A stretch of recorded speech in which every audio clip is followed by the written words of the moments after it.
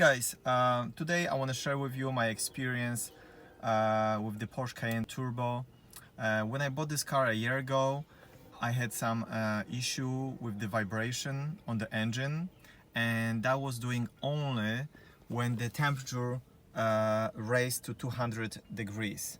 When it was running cold, you couldn't feel anything, but then once after like 10 minutes of driving, the temperature gets to 200 or 220, then I had the vibration. A few mechanics, they were trying to see what's going on. They pull out all kinds of codes. I had like 12 different codes, and they told me all kinds of stories about the maybe engine is, failure or something. But anyway, I end up going to Porsche dealership, which is Euro Classic, and they did a tremendous amount of work, but they did a great job, and they end up replacing the solenoid valve lift, which is, this is the part number, and that was the causing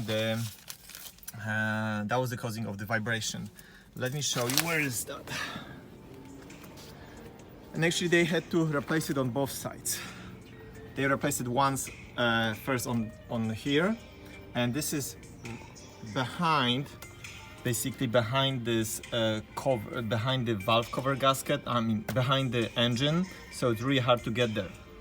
On this side you can get there from the under the car, but that was the issue.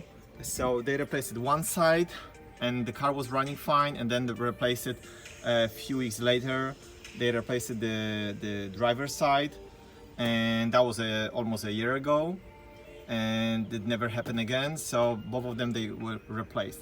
I just want to share with you guys, so if somebody has the same issues on the vibrations, and lots of mechanics, they're gonna say that it's like spark plugs, whatever, that could be something else as well.